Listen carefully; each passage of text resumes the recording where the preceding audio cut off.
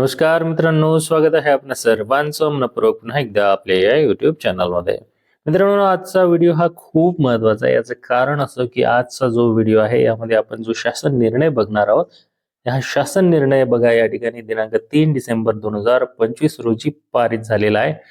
आणि या शासन निर्णयामध्ये काय सांगितण्यात आलेलं आहे ते आपण या व्हिडिओमधून जाणून घेणार आहोत. परंतु तत्पूर्वी आपणास विनंती आहे की जर आपण चॅनलवर नवीन असाल तर चॅनलला सबस्क्राईब करा, बेल आयकॉनला प्रेस करा आणि नोटिफिकेशन बेलला ऑल वर सेट करा, जेणेकरून आपणास असेच शिक्षक भरती संदर्भात असो, टीईटीच्या संदर्भात किंवा सीटीईटी किंवा स्पर्धा परीक्षेच्या संदर्भातील सर्व महत्त्वपूर्ण अपडेट्स या व्हिडिओच्या माध्यमातून चॅनलच्या माध्यमातून आपणास मिळणार आहेत.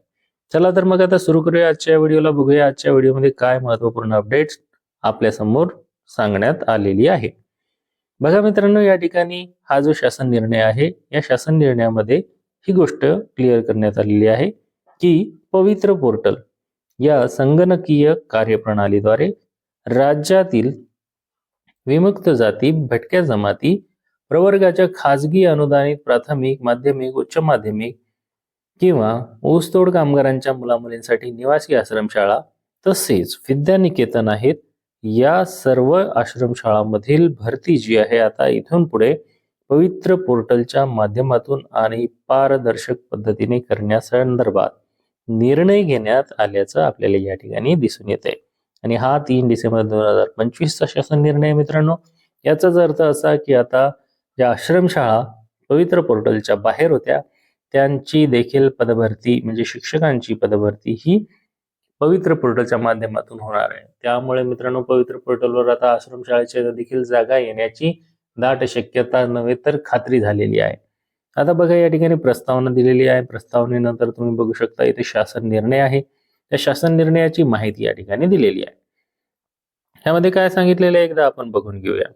बघा मित्रांनो की शिक्षण सेवक या संदर्भात काय माहिती दिलेली आहे त्या अगोदर शासन निर्णय बघूया. शालेय शिक्षण क्रीडा विभागाच्या संदर्भातील शासन निर्णयांच्या धर्तीवर विमुक्त जाती, भटक्या जमाती प्रवर्गाच्या खाजगी अनुदानित प्राथमिक, माध्यमिक, उच्च माध्यमिक, ऊसतोड कामगारांच्या मुलामुलींसाठीच्या निवासी आश्रमशाळा तसेच विद्यानिकेतन, विमुक्त जाती, भटक्या जमाती आश्रमशाळांमधील शिक्षक निवडीची जी पवित्र या संगणकीय प्रणालीची अंमलबजावणी करणे तसेच सदर प्रणालीच्या राबविण्याच्या अनुषंगाने मार्गदर्शक सूचना, पारदर्शक कार्यपद्धती निश्चित करण्यात येत आहे.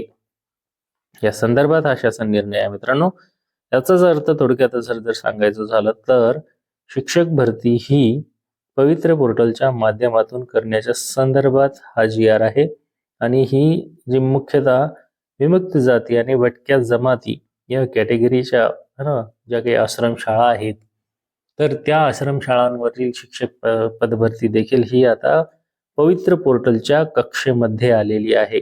तर ही अतिशय आनंदाची अशी बातमी आहे. याचं कारण असं की टेट 3 ही परीक्षा दिलेले जे काही अभियोग्यता धारक आहेत त्यांना आतापर्यंत नगरपालिका, महानगरपालिका, स्थानिक स्वराज्य संस्था तसेच ज्या काही खाजगी संस्था आहेत अनुदानित किंवा विना अनुदानित यांच्याच पदभरती करता पवित्र पोर्टल लागू होतं आणि आश्रमशाळा मात्र याच्या बाहेर होत्या.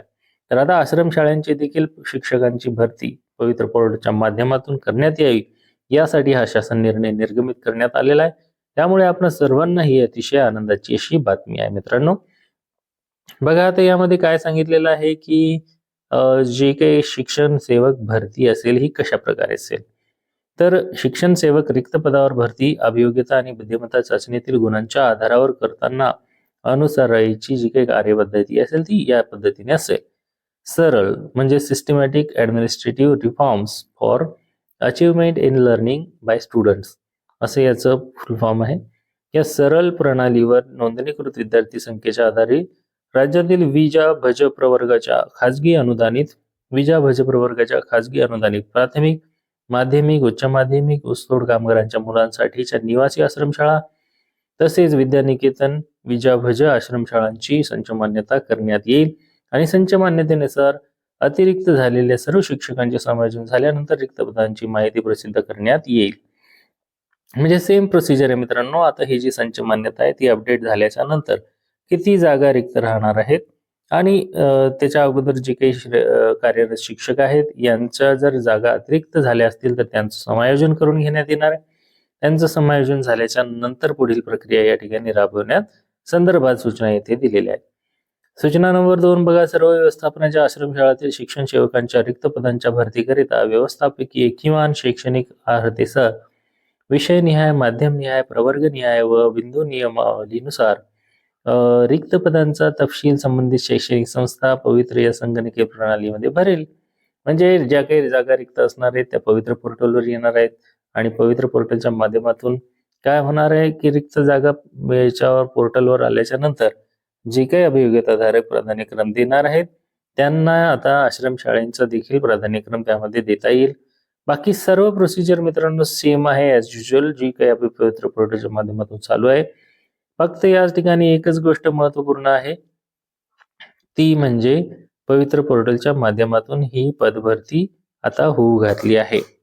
याशिवाय आणखीन एक महत्वाची या ठिकाणी माहिती आपल्याला या व्हिडिओच्या माध्यमातून GR मध्ये नोंदवण्यात आलेली आहे. नंबर 2 वाचून झालेली आहे आपली. सूचना नंबर 3 मध्ये काय दिलेलं आहे, युजर नेम पासवर्ड वगैरे तयार करण्यासंदर्भात आहे. सूचना नंबर 4 कशा संदर्भात आहे, कार्यालयीन दिवसाच्या आतमध्ये 7 कार्यालयीन दिवसाच्या आतमध्ये कार्यवाही करायची आहे. त्याच्यानंतर सूचना नंबर 5 आहे, पवित्र पोर्टलवर जाहिरात प्रदर्शित होईल आणि लॉग इन वर आपल्याला ते दिसणार आहे. 6 नंबरची सूचना, आपल्याला इच्छुक अर्हता पात्र उमेदवार जाहिरात प्रसिद्ध झाल्याच्या दिनांकापासून अभियोग्यता आणि बुद्धिमत्ता चाचणीमध्ये पात्र गुणांसह प्रणालीवर निश्चित केलेल्या कालावधीत अर्ज करायचे आहेत.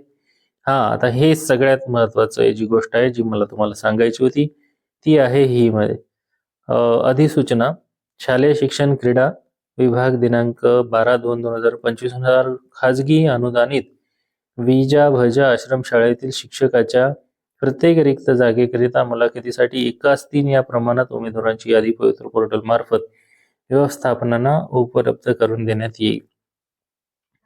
म्हणजे 1:3 म्हणजे एका जागेकरिता 3 उमेदवारी पाठवण्यात येतील अशा पद्धतीने, आणि तेही कोणत्या खाजगी अनुदानित विजा भजा आश्रमशाळा, ज्या काही खाजगी आणि अनुदानित अशा विमुक्त जाती भटक्या जमातीच्या आश्रमशाळा असतील त्यांच्यासाठी मात्र 1:3 या प्रमाणात उमेदवार उपलब्ध करून देण्यात येणार आहेत.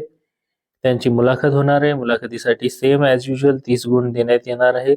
आपण या ठिकाणी बघू शकता 30 गुण आहेत आणि त्यासाठी 7 दिवसाच्या आतमध्ये त्यांना त्या ठिकाणी जॉईन होण्यासंदर्भात सूचना मिळणार आहेत.